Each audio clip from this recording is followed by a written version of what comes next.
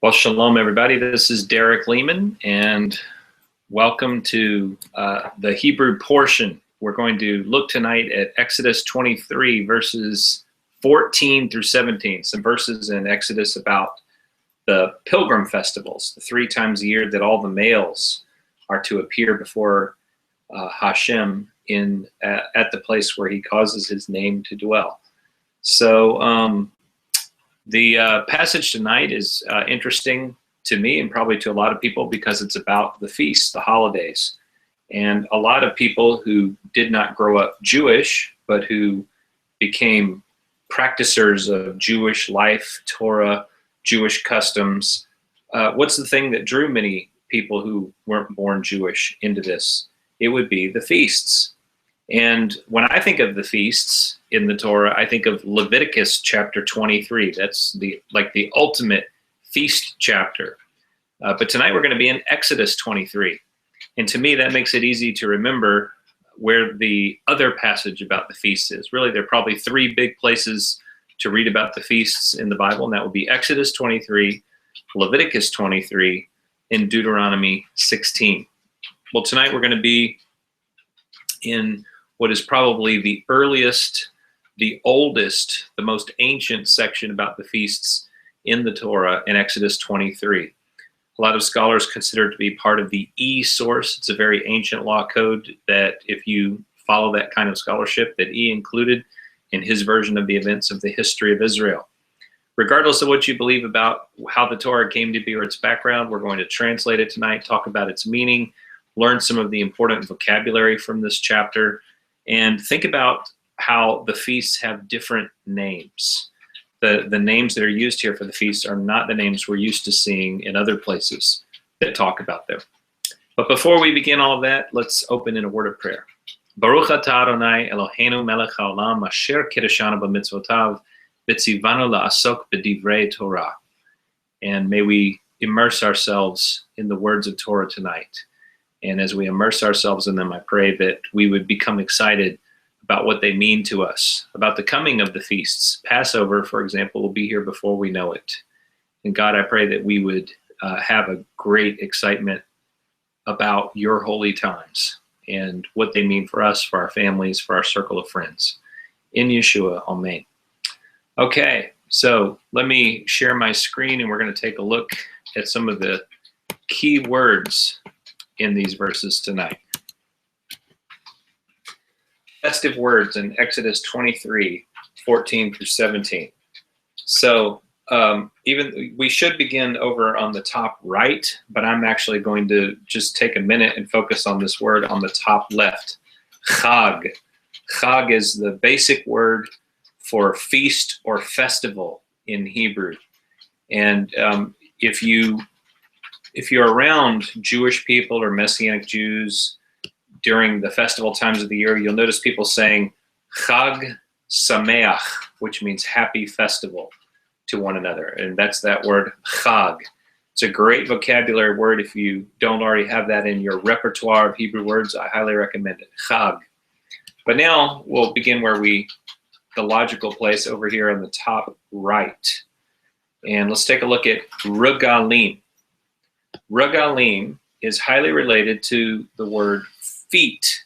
The word for feet is raglaim. And we're going to talk a little bit later tonight about the difference between regalim and raglaim.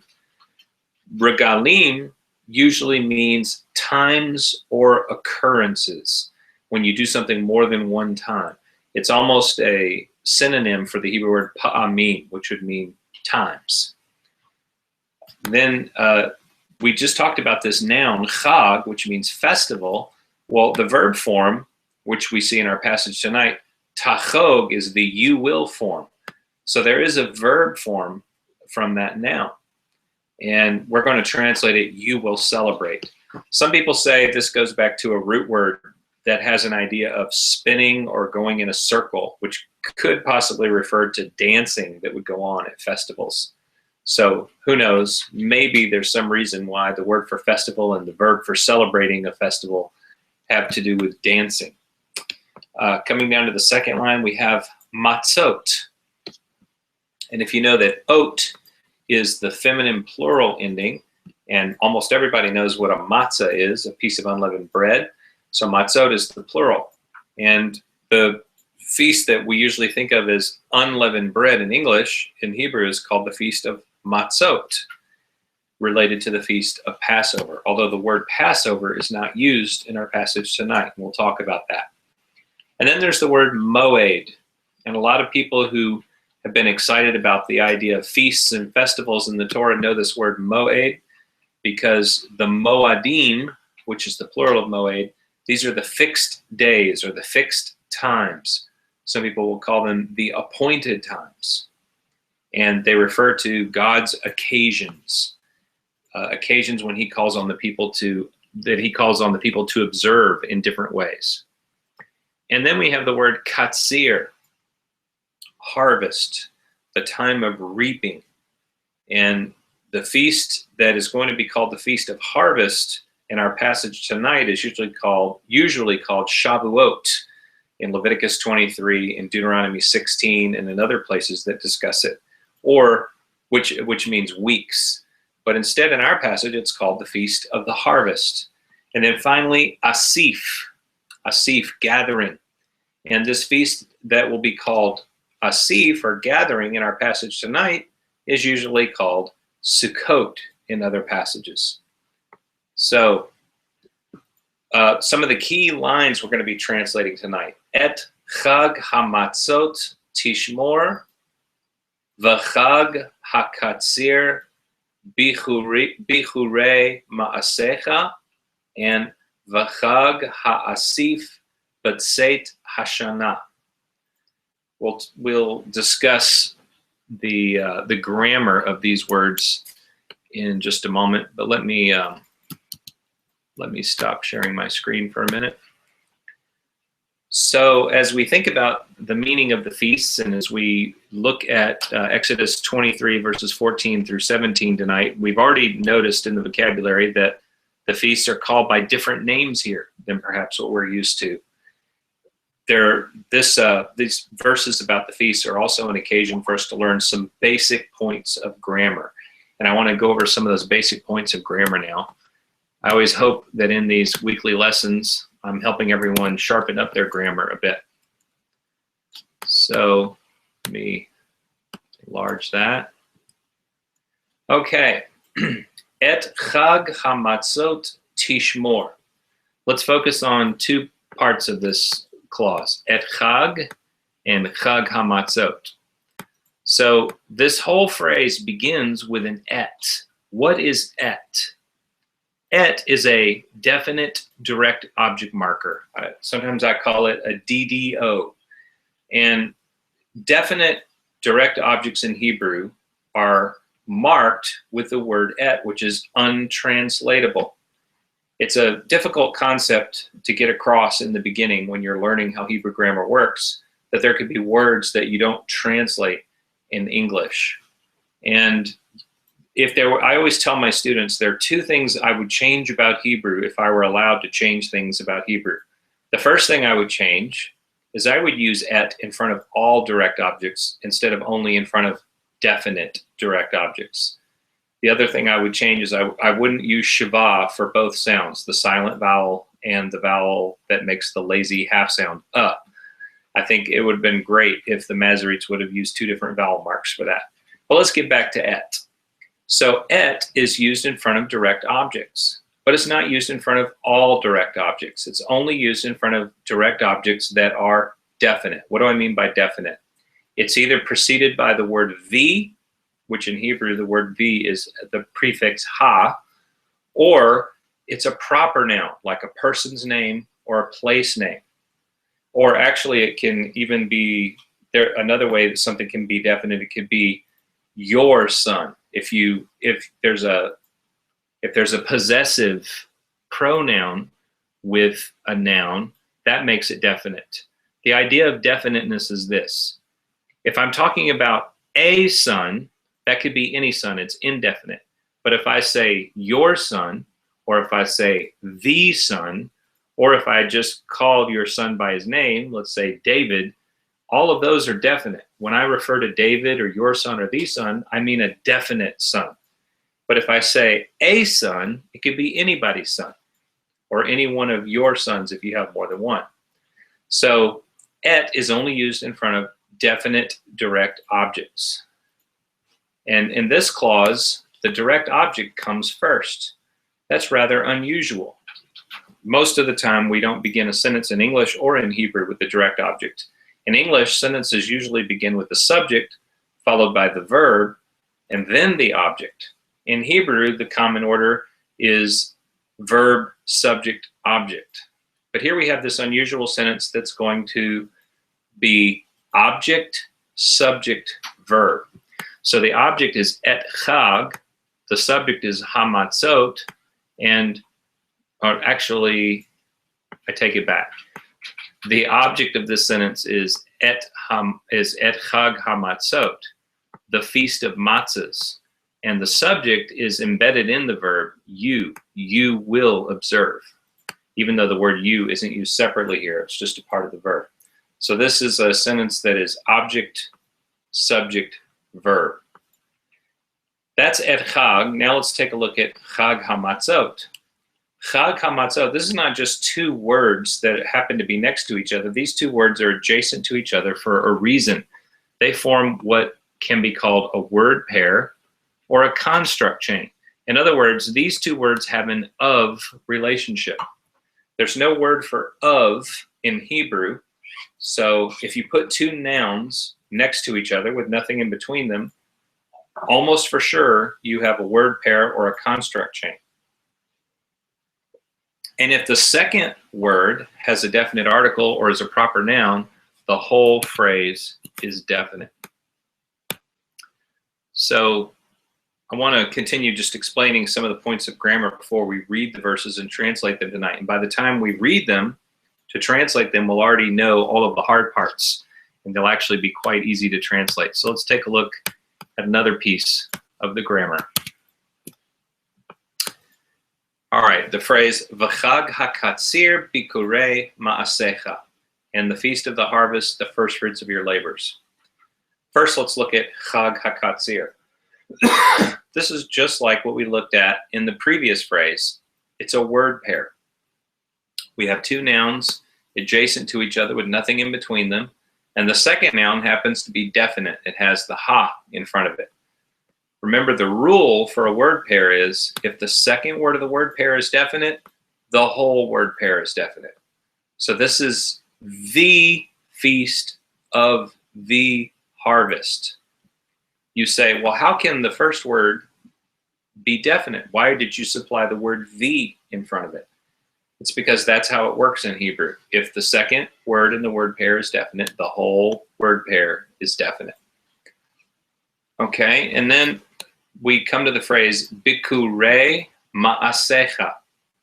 Now there are a couple of things to note about this. First thing, before we get into what I wrote down here, notice this strange vowel ending. Tsere yod, bikurei. It has that a sound on the end.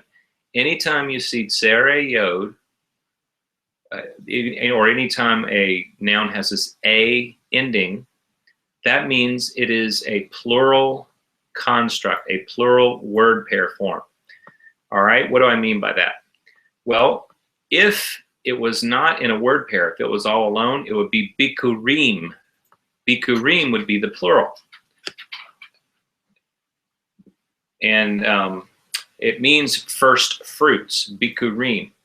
But bikurei is a word pair form or a construct form. It means first fruits of. First fruits of what? Ma'asecha.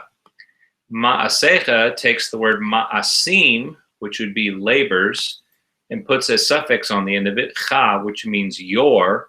And when you add the suffix, it makes the mem drop off. So instead of ma'asim cha, you just get ma'asecha. So the first fruits of your labors. Well, that's what the phrase means, but I want you to notice something about the syntax of the sentence. Let's take this phrase and come back up to the top. Look at the whole clause. V'chag hakatzir bikurei ma'asecha. There's no verb here. These are all nouns. And there's no punctuation. In English, we would have a comma after hakatzir. But the Hebrew text does not use commas. Therefore, it's up to the reader to see where a comma is needed. In this case, Bikurei Ma'asecha, the first fruits of your labors, is a description of what the Feast of Harvest is all about.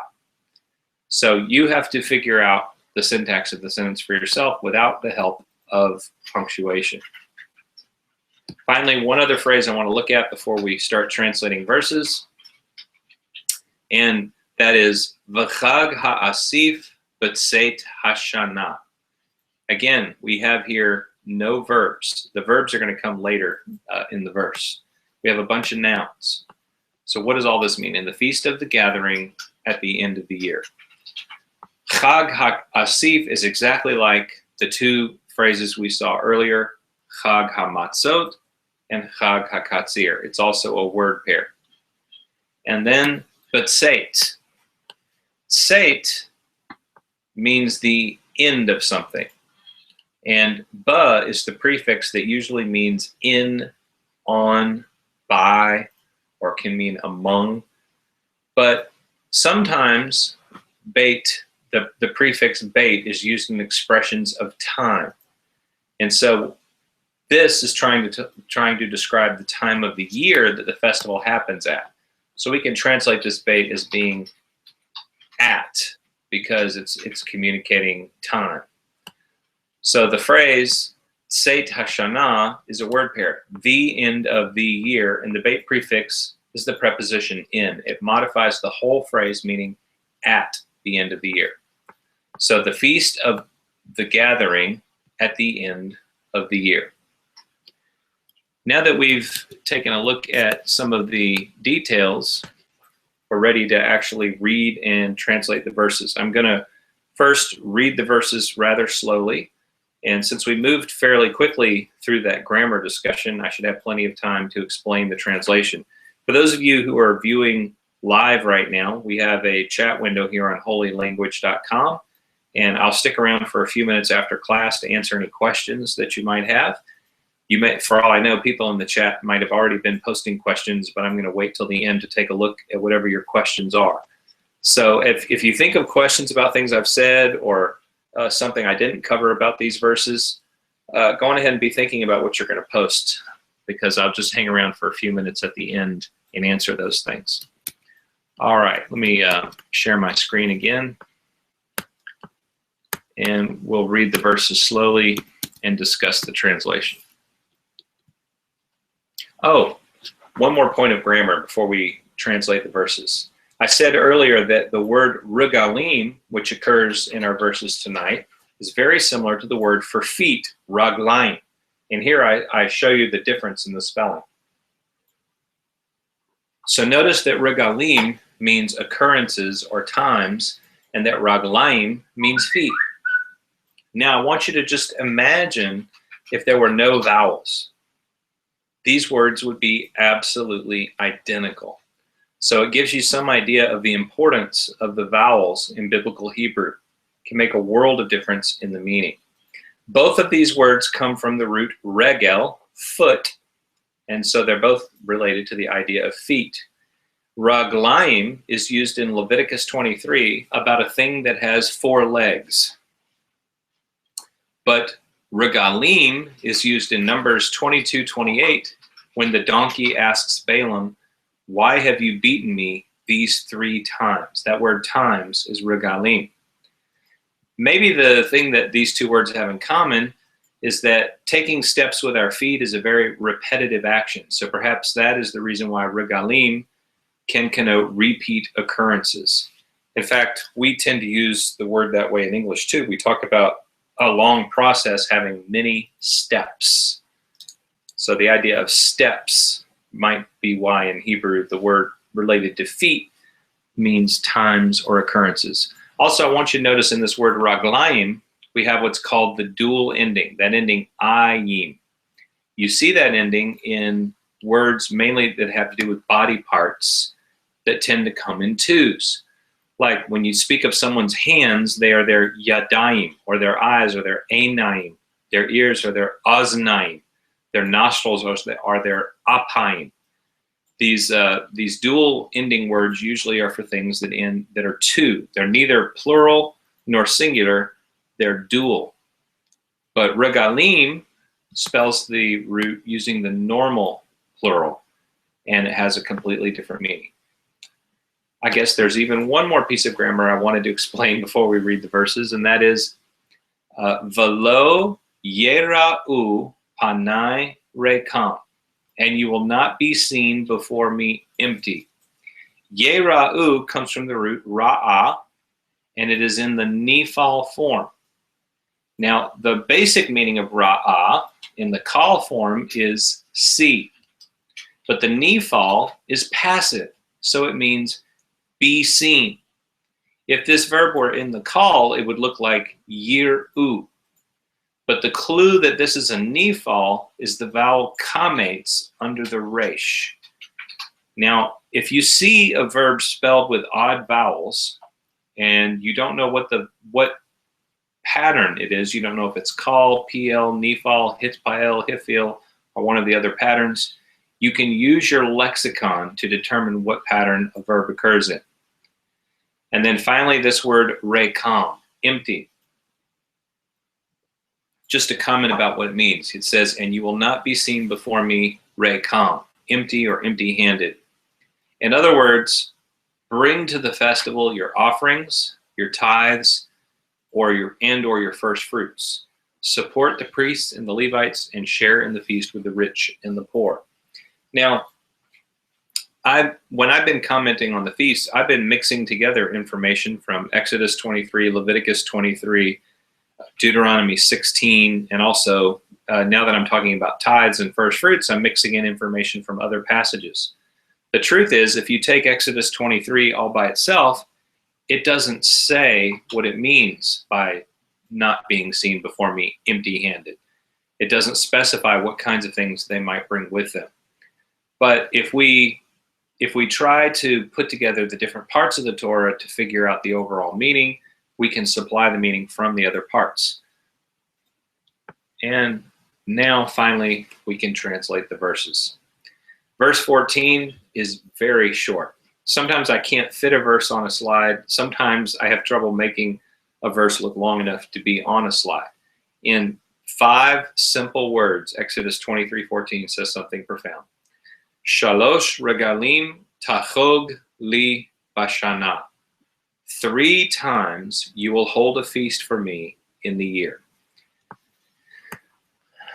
Notice the way numbers work in Hebrew. There actually are a couple of different ways, sets of rules that numbers can follow. But here we have a plural, regalim, and it's introduced by the number. The number doesn't have a plural form. It doesn't, for example, say shloshim regalim. Actually, if you did that, it would mean 30 times. Shloshim means 30. So you just use the number, the word shalosh in its regular form with a plural form, regalim. Then tachog takes that root, which, by the way, the root is probably chaga. Yeah, I actually didn't look this up, but I'm almost positive that's correct. The root would be chaga, so it would be chet, gimel, hey, but the hey disappears.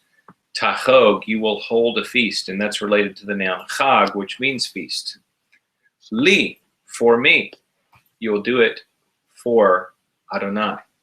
Bashana. 3 times in the year, you will hold a feast for me in the year. It's interesting that God makes it personal. And we'll see that again in verse 17.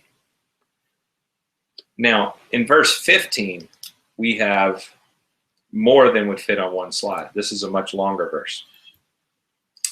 So let's take a minute and explain it. Et chag hamatzot tishmor. We explained this phrase earlier. It starts off with a direct object, and the direct object is actually a word pair, chag hamatzot, the feast of matzahs. The feast of matzahs you will observe. And this is the imperfect form of the verb with the t prefix, which is the you form. You, masculine singular, will observe. Shivat yamim, 7 days. Yamim is the plural of yom. So 7 days, tochal, you will eat. And this is that also that imperfect form with the t prefix, which is the you will form. You will eat what? Matzahs. 7 days you will eat matzahs. A lot of people don't know this, but it's not just that you can't eat leavened bread during the week of unleavened bread.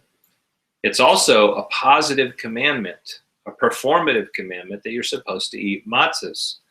So in Judaism, it is said that you must eat at least an egg's volume each day of matzah. If you fail to do that, you haven't really kept the feast of unleavened bread.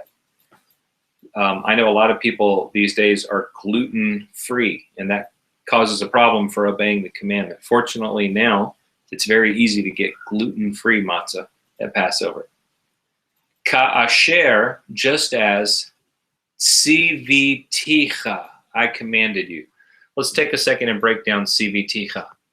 So the root is sade, vav, he. And often in verb forms, a he at the end of a verb root gets replaced with a yod.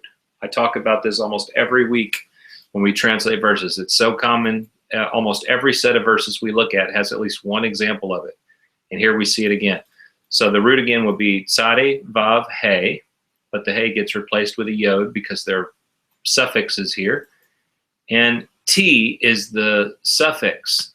Cha is a whole nother suffix that's not a part of the verb directly. So maybe you want to just cover up the cha with your thumb for a minute and just look at siviti. Siviti means I commanded. Cha means you. So even though it looks like all one word in Hebrew, it's really 3 words in one. I commanded you. Just as I commanded you, le moed, at the fixed time, chodesh hashanah, the month of ears. So what do I mean by ears? I don't mean like a person's ears. I mean like ears of grain. The month of the ears, or the month of Aviv. The word Aviv, I thought the word Aviv meant spring. And so I was all prepared to translate it the month of spring. And then I looked it up and found out I was completely wrong. The month of ears.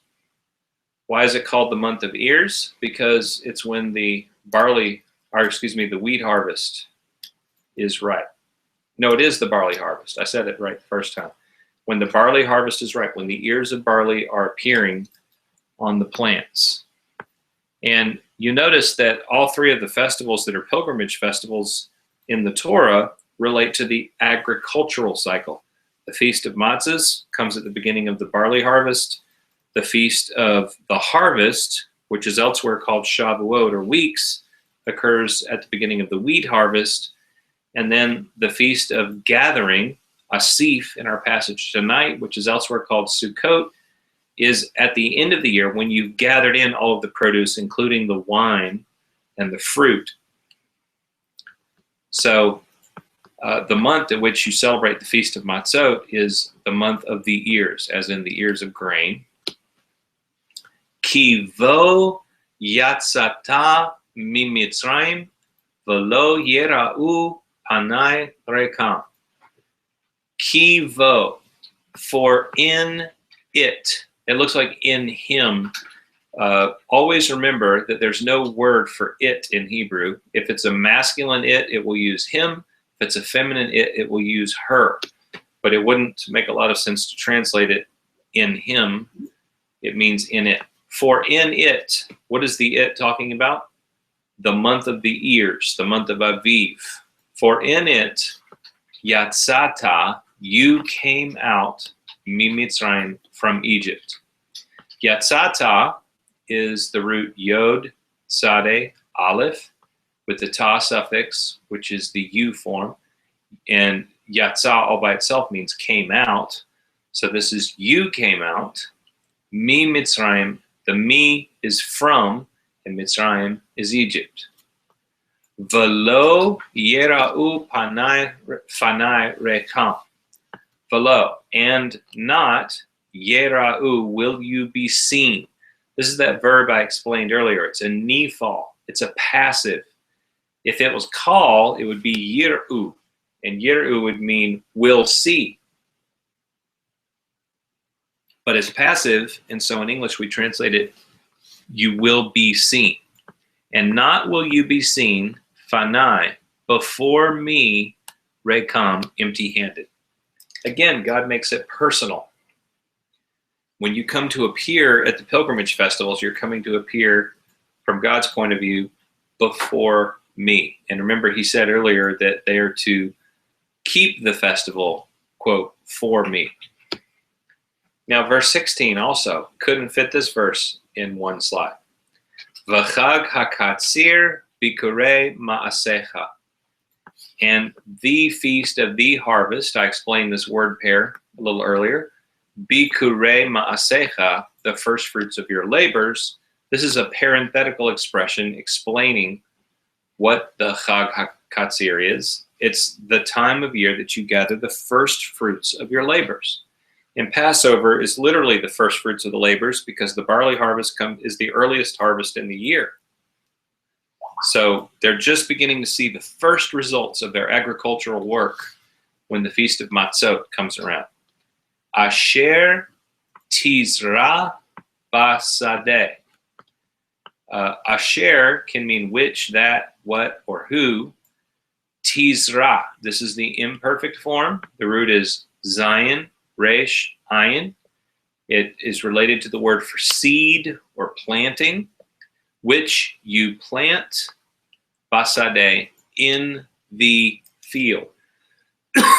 Why is it in the field? Why is it not in a field? If it was in a field, this vowel here would be the shva. But instead we have the patach, and there's a dagesh placed in the sin at the beginning of sadeh, which is the word for field. In other words, basadeh is a contraction for ha sadeh. If you just were going to say the field, you would say ha sadeh, and this bait wouldn't be here. It would be a hey instead, but it would have this patach under it and would have this shava inserted in the sin. But if you want to say in the field in Hebrew, you do not have to say ha sadeh. You make a contraction out of it and you just say ba sadeh. So the vowel that's under this prefix preposition tells you whether it's in a field or in the field. And then the Chag HaAsif, and the Feast of the Gathering. We covered this earlier, another word pair, just like Chag HaMatzot and Chag HaKatzir. But Seit HaShana, at the end of the year. And then a part of the verse we didn't cover. Ba'aspecha et ma'asecha min hasadeh. All right, what's going on with this word here? Ba'aspecha. All right, the ba is a prefix. It means in or at. The cha at the end means you or your. So we just have aspa. It's not easy to tell just by looking at these three letters what kind of word this is. I'm going to go ahead and tell you it's an infinitive construct. And it doesn't follow the form you would expect for an infinitive. So it's not very easy to recognize that this is an infinitive.